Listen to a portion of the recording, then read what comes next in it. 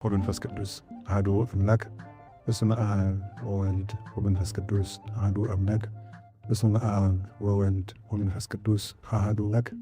ይትባረክ እግዚአብሔር አምላከ አበዊነ ቅዱሳን ዘሰብሐ ምሕረቶ ላዕሌነ። ይቅርታውን ቸርነቱን በእኛ ላይ የገለጠ ቅዱስ እግዚአብሔር በሀብት ስቦ በረድኤት አቅርቦ በቸርነቱ በዚህ ቦታ ስለሰበሰበን ስሙ የተመሰገነ ይሁን። የእናታችን የቅድስት ድንግል ማርያም የቅዱሳን ነቢያት፣ የሐዋርያት፣ የሰማዕታት፣ የጻድቃን፣ የደናግል፣ የመነኮሳት ረድኤታቸው አይለየን። የተከበራችሁ አባቶቻችን ካህናት፣ ወንድሞቻችን ዲያቆናት፣ የእግዚአብሔር ቤተሰቦች አንድ አምላክ በሚሆን በአብ በወልድ በመንፈስ ቅዱስ ስም እንደምን አደራችሁ? እንደምን ሰነበታችሁ? እንደምን ቆያችሁ? ቸሩ አምላክ ኢየሱስ ክርስቶስ በቸርነቱ ስለጠራን ስሙ የተመሰገነ ይሁን። በመካከላችን ተገኝቶ እንዲያስተምረን ቅዱስ ፈቃዱ ይሁንልን። ወጸሐፈ እንዘ ይብል ዮሐንስ ወአንከሩ ኩሎሙ ወተከስተ አፉሁ ሶቢሃ ወሳለ ለውሃ። ሉቃስ ወንጌል ምዕራፍ 1 ቁጥር 64 ዮሐንስ ብሎ ጻፈ አንደበቱም ተከፈተ በሚል ርዕስ ነው የምንማማረው። እሺ ርዕሱ የት ይገኛል? ሉቃስ ወንጌል ምዕራፍ 1 ቁጥር 64። መጽሐፍ ቅዱስ ማንበብ አለባችሁ። ዛሬ አንድ የምንማማረው አንዱ ትምህርት ማለት ሰው ተምሮ የአንድን ነገር ስሩን እንዲያውቅና የችግርን መፍትሄ እንዲያመጣ ነው። ስለዚህ አሁን አንድ የምነግራችሁ አንዱ ትምህርት ታሪኩን እንድታነቡት ዛሬ የአንዱ ትምህርት ነው ማለት ሄዳችሁ ታሪኩን እንድታነቡት። ዮሐንስ ብሎ ጻፈ አንደበቱም ተከፈተ። ሉቃስ ወንጌል ምዕራፍ 1 ቁጥር 64 ላይ ያለ ቃል ነው። ሉቃስ ማለት የቃሉ ትርጉም ሲተረጎም ሐኪም ማለት ነው፣ ባለመድኃኒት ማለት ነው። የግብር ትርጓሜ ነው። ይሄ የተግባር እገሌ ንብ ነው እንደምንለው እገሌ ንብ ነው እንላለን። ትጋቱን አይተን ድፍረቱን ደግሞ አይተን እገሌ አንበሳ ነው እንላለን። ስለዚህ እንደዚያ ሉቃስ ማለት ሐኪም ባለመድኃኒት ማለት ነው። ቀድሞ ስጋዊ ሐኪም ነበር፣ በኋላ ግን የነፍስ ሐኪም ሆኗል። ሉቃስ ማለት መበስር ማለት ነው ተብሎ ይተረጎማል። ብስራታዊ ደስታን የሚያበስር ማለት ነው። ብስራተ መላክን አብዝቶ የጻፈ ወይም ሙሉ ታሪኩን እመቤታችን ለቅድስት ድንግል ማርያም እንዳበሰራት የጻፈልን ቅዱስ ሉቃስ ነው። መጽሐፍን ሲጽፍ እሱ በሚያስተምርበት ጊዜ የነበረው ንጉሥ እንዳይጽፍ እጁን ቆርጦት ነበረ እና እመቤታችን በጸሎቷ ከልጇ ከመድኃኒታችን ከኢየሱስ ክርስቶስ ለምናለት የብርሃን እጅ እስኪቀጠልለት ድረስ የደረሰ ሐዋርያ ነው። የሉቃስ ወንጌል በመቅደስ ጀምሮ በመቅደስ የሚጨርስ ወንጌላዊ ነው። በመቅደስ ጀምሮ በመቅደስ ይጨርሳል። ሉቃስ ወንጌል ምዕራፍ 1 ከቁጥር 1 ጀምራችሁ ስታነቡት ወሀሎ አሐዱ ካህን ዘስሙ ዘካርያስ በመዋዕለ ሄሮድስ ንጉሥ ዘይሁዳ። በይሁዳው ንጉሥ በሄሮድስ ዘመን ዘካርያስ የሚባል አንድ ካህን ነበረ፣ በቤተ መቅደስ የሚያገለግል ብሎ በመቅደስ ይጀምራል።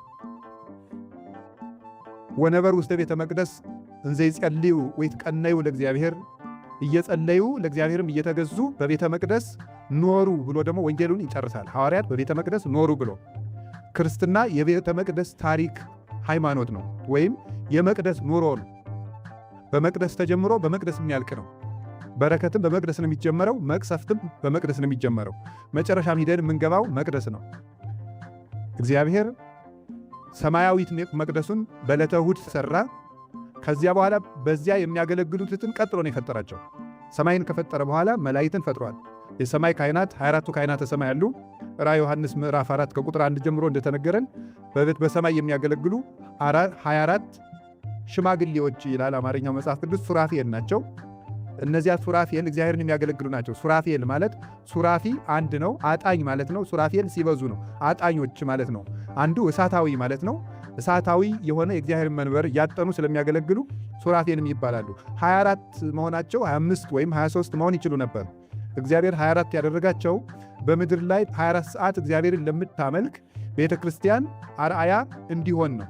ወባቲ ለዛት ቤተ ክርስቲያን ሥርዓተ መላእክት አርአያ ዘበሰማያት ቤተ ክርስቲያን እስተ ትትሜሰል በጽርሐ አርያም ዘላይሉ ወቅድስት ድንግል በሰረገላ እሳት ይላል አባ ጊዮርጊስ በሰዓታቱ። ለዚች ቤተ ክርስቲያን በሰማይ ያለ የመላእክት ሥርዓት አላት ይላል። ለዚች ቤተ ክርስቲያን በሰማይ ያለ የመላእክት ሥርዓት አላት። በሰማይ ያለ በሰማይ መንበር አለ፣ እዚህም መንበር አለ። በሰማይ ታቦት አለ፣ እዚህም ታቦት አለ። በሰማይ የብርሃን መጋረጃ አለ፣ እዚህም የብርሃን መጋረጃ አለ። በሰማይ ዕጣን አለ፣ በዚህም ዕጣን አለ፣ መቅደሱንም ጢስ ሞልቶት ነበረ ብሎ እንደተናገረ ኢሳይያስ በሰማይ እሳት አለ፣ መላእክት የሚያጥኑበት ረቂቅ እሳት ነው። እሳት ማለት የሚጫር እሳት በሰማይ የለም፣ ፍም የለም። ግን እግዚአብሔር ባወቀ መስዋዕቱን እሳት እያለው ይሄዳል። የሚያጥኑበት የብርሃን ማዕጠንት ሁሉ አለ፣ ሱራፌል የሚያጥኑበት። ራዕየ ዮሐንስ ምዕራፍ 8 ላይ እንደተጻፈ በሰማይ 24 ካህናት አሉ፣ በምድር ደግሞ 24 ሰዓት የሚያገለግሉ ካህናት አሉ። ማታ ሰዓታት ይቆማል፣ ምሽት ላይ ነው የሚጀመረው። የሌሊት ሰዓታት አለ፣ አባ ጊዮርጊስ የሰራው ማህሌት አለ፣ ማታ የሚጀመር። ማለዳ ደግሞ ስባተ ነግ የሚባል አለ። ስባተ ነግ ቅዱስ ያሬድ የሰራው የዜማ ባለሙያዎች የሚቆሙት ስባተ ነግ የሚባል ቃል እግዚአብሔር አለ። ጠዋት እንግዲህ ማታ ማህሌትና ሰዓታት አለው። ጠዋት ኪዳን አለ፣ ማህሌት ሌሊት አድሯል። ማለዳ ደግሞ ስባተ ነግ አለ። እሱ ደግሞ እስከ 3 ሰዓት ከቆየ በኋላ የቀን ደግሞ ስባተ ነግ ደግሞ አለ፣ የውሎ ስባተ ነግ የሚባል እሱ እስከ 6 ሰዓት ተኩል ድረስ ይይዛል፣ እስከ 7 ሰዓት። 7 ሰዓት ላይ ቅዳሴ ትገባለች። በሰርክ ሰዓት ምህላና የሰርክ ምህላ አላት ቤተ ክርስቲያን። እንዲህ አድርጋ 24 ሰዓት ለምታገለግለው ቤተ ክርስቲያን አምሳል የሆነ የሰማይ መቅደስ አላት። እውነተኛይቱ ኦርቶዶክሳዊት ቤተ ክርስቲያን ብቻ ናት ይህንን ትርጓሜ ወይም ይህን መጽሐፍ ቅዱሳዊ አካሄድ ወክላ የምትገኘው እቺ ቤተ ክርስቲያን ብቻ ናት። በሰማይ 24 የሆኑበት ምክንያት ዝም ብሎ አይደል፣ በመጽሐፍ ቅዱስ ቁጥር ዝም ብሎ አይጻፍም። 24 የሆኑበት ምክንያት 24 ሰዓት እግዚአብሔርን ለምታመልክ ቤተ ክርስቲያን አምሳል እንድትሆን ነው። የመጀመሪያይቱ እንዲሁና የተፈጠረችው ማለት ነው። እንደዚሁም ሁሉ ስትመጡ ያ መቅደስ የት ሲወርድ ታዩታላችሁ?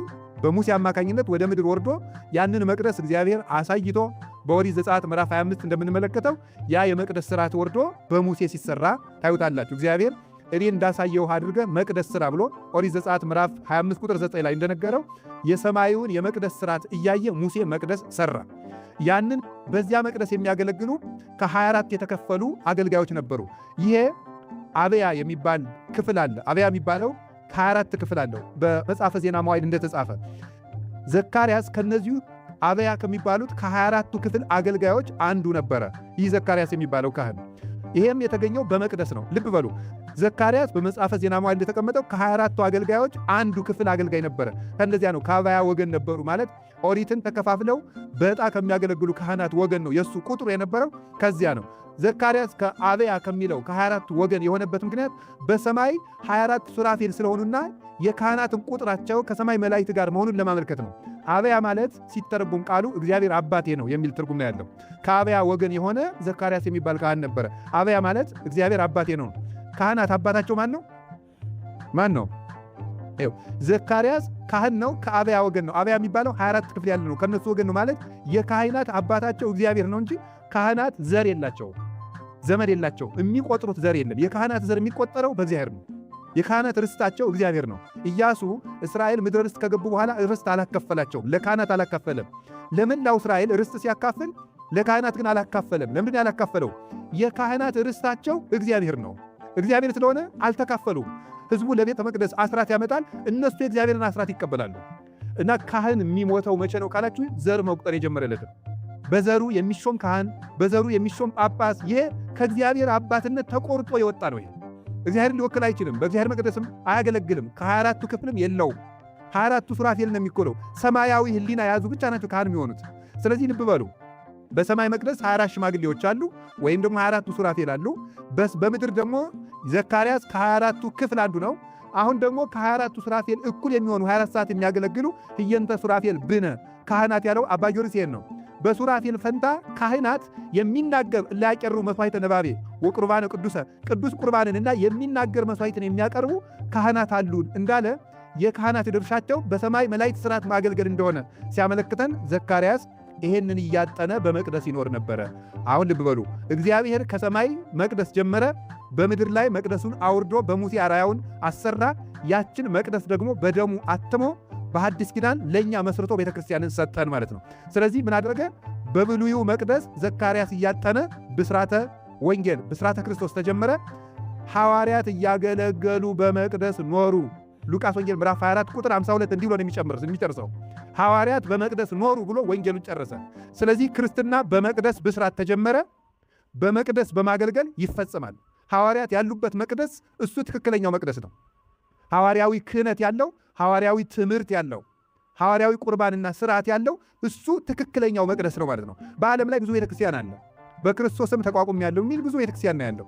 የእኛ ቤተክርስቲያን ብቻ ትክክል መሆኗን የምናረጋግጠው በምንድን ነው ካላችሁኝ፣ ሐዋርያውያን መሆናችን ነው። ሐዋርያዊ ትምህርት ይዘናል። ክርስቶስን ወልደ እግዚአብሔር ሕያው ወልደ ማርያም ንጽሕት ብለን እናምነዋለን። በሥጋው የድንግል ማርያም ልጅ የሆነ መለኮት ዘአቡሁ ወትስብእት ዘዚአነ ይላል ቅዱስ ዮሐንስ አፈወርቅ ሃይማኖተ አበው ሲናገር።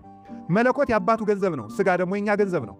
ስለዚህ እንደ አባቱ አምላክ እንደኛ ሰው የሆነው ክርስቶስን አንድ ባህሪ ብለን ሳንከፍለው ወደ ሁለት አካል ሊነሰ ይንፈልጦ ለአሐዱ ክርስቶስ ሀበክሌቱ ህላያት ወይ ሀበክሌቱ ግብራት፣ ወደ ሁለት አካል ወይ ሀበክሌቱ አካላት፣ ወደ ሁለት አካል፣ ወደ ሁለት ባህሪያት፣ ወደ ሁለት ስም አንከፍለው።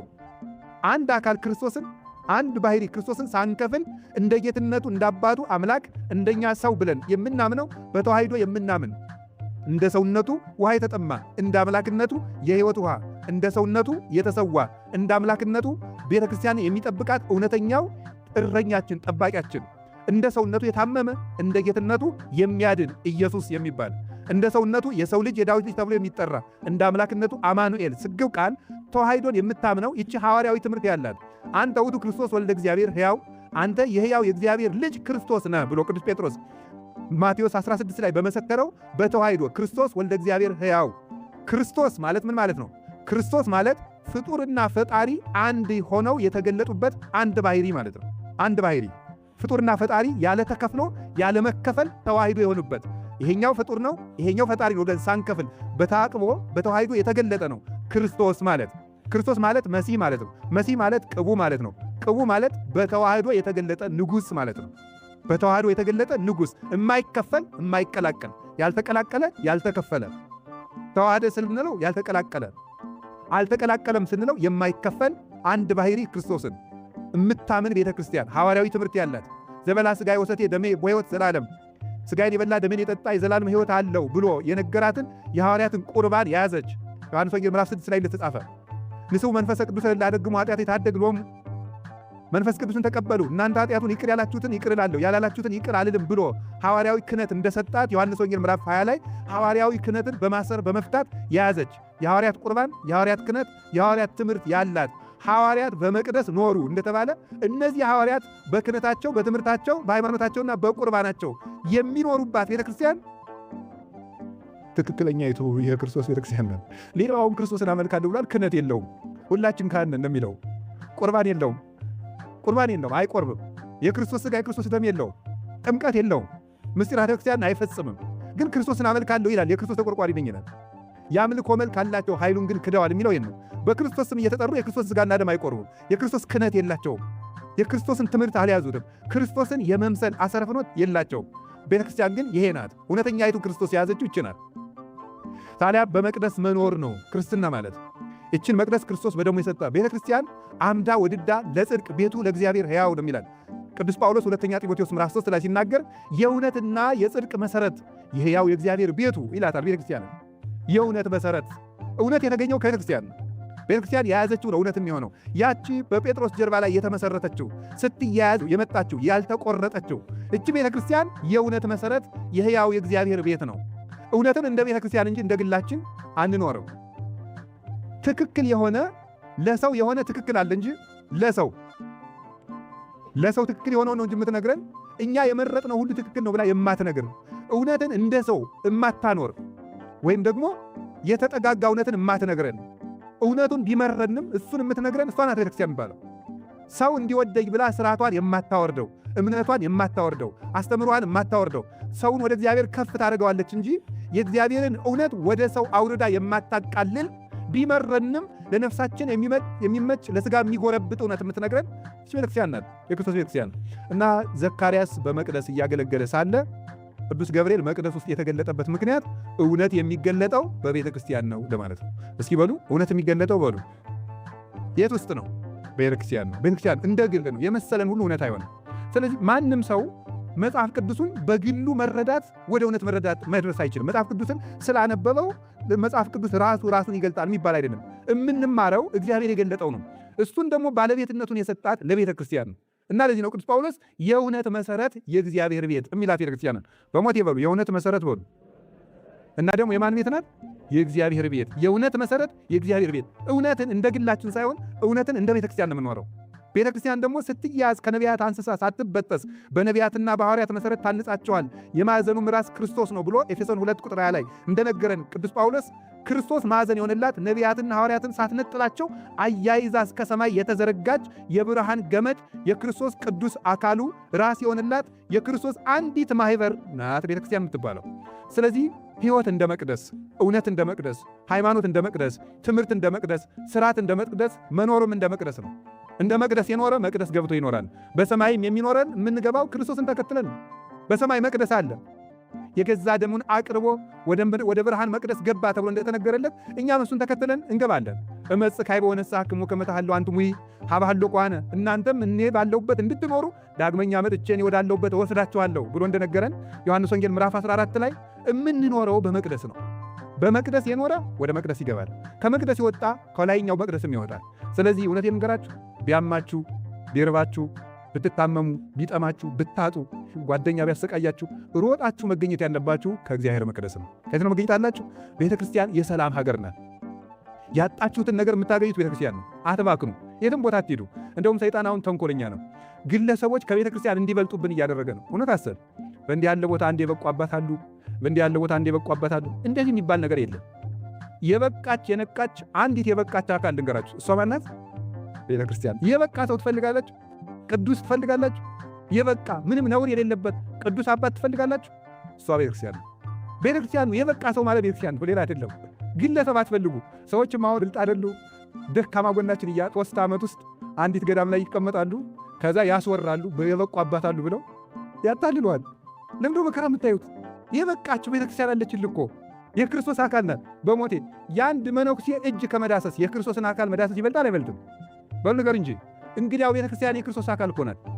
የክርስቶስ አካል ኤፌሶን ምዕራፍ 1 ቁጥር 23 ላይ እንደነገረን ቅዱስ ጳውሎስ እሱ የቤተ ክርስቲያን ራስ ነው፣ ቤተ ክርስቲያን ደግሞ አካሉ ናት ይላል። እንዴ ከዚህ በላይ ምንድነው የምትፈልጉት? የክርስቶስን አካል ካገኛችሁ። ስለዚህ ወገኖቼ በዚህ ዘመን የበቃ አባት የበቃ እናት እያላችሁ ልባችሁን አታድክሙት። ማግኘት የበቃ አካል ይሏቸዋል። በቃ ቤተ ክርስቲያን ናት። የክርስቶስን እጁን ዳሰስኩት ብላችሁ ነው ማመን ያለባችሁ። ጠዋት ስታስቀድስ፣ ኪዳን ስታስደርስ፣ በሰርክ ሰዓት ዝም ብለህ ሄደህ በተከፈተችው ቤተክርስቲያን ውስጥ ሄደህ ቁጭ ብላችሁ 30 ደቂቃ አፈሩን ዳሳችሁት ስትሄዱ የክርስቶስን ያን ቅዱስ አካል ደም ያደርቅ የነበረውን፣ ነፋሳት ይፈሩት የነበሩትን፣ አጋንንትን በቃሉ የሚያስደነግጣቸውን፣ አልዓዛርን ከመቃብር የቀሰቀሰውን ያንን አካል እንደዳሰሳችሁት መቁጠር አለባችሁ። ፈውስ ቤተክርስቲያን ውስጥ ነው ያለ። 40 ገዳም ስለዞራችሁ 100 ገዳም ስለዞራችሁ አይደለም። አጠገብህ ያለችው ቤተክርስቲያንም የክርስቶስ አካል ናት። ያ ማለት እዚህ ገዳም ስለመጣችሁ በረከት አታገኙ አላልኩም። ያጠገባችሁ ያሉት ጊዮርጊስ ይሁን ማርያም ይሁን ያቺ ቤተክርስቲያን የክርስቶስ አካል ናት። ሲቸግራችሁ ዝም ብላችሁ ኪዳን አትደርሱ። ምን ሲቸግራችሁ ብቻ ሁልጊዜ ኑሩ። በንጉሥ ቤተ መንግሥት ውስጥ የሚኖር እኮ ለንጉሡ ቅርብ ነው። ቤተክርስቲያን እኮ የክርስቶስ ቤተ መንግሥት ናት። እንደዚህ እሷ ውስጥ እንደመኖር ያለ እድል የለም። ስለዚህ ተመልከቱ፣ ዘካርያስ ያጣው ነገር ነበረ። ምንድነው እሱ? ልጅ በሉ እንጂ ምንድን ነበረ? ልጁን ለማግኘት የት ነው መሆን ያነበረበት? አርጅቶ ነበር፣ ልጅ አላገኘም። ከጠበበኞች መሄድ ነበረበት? አልነበረም። መቅደሱ ዝም ብሎ ያጥን ነበር። መቅደሱ ሲመሽ ተስፋው ካለቀ በኋላ ቅዱስ ገብርኤል መጣ። ልጅ ተወልዳለህ። የት ውስጥ ነው ያለው? መቅደሱ ውስጥ በሉ። የታጣ ነገር የት ይገኛል? የራቀ ነገር የት ይቀርባል? መቅደስ ውስጥ ይቀርበናል። ስለዚህ እንደው በሞት ይዣችኋለሁ። አሁን እዚህ ውስጥ ያላችሁት ሁሉ እርግጠኛ ነኝ አንዳንድ ችግር ይኖርባችኋል። እሱን እኔንም አግኝታችሁ እንደው ባወራችሁ ደስ ይላችኋል አይደል? ግድ ይላችሁ። እኔ ምንም የምጠቅመው ነገር የለኝም። መሰረት ቤተክርስቲያንን አውሯት። እኛ የምንፈይደው ነገር እንደ አሁን ለምሳሌ እኔ ሰውኛውን ሳስተምር እንደው ትምህርቴንም ስለሰማችሁ አባድ ባገኘውና ባወራት አትልከም። ይሄ ዝም ብሎ በቃ አደፍ ያለ ኩታ የለበሰው ቄስ እንደኔ ነው። እሱ የክርስቶስ እጅ ነው ያዘው።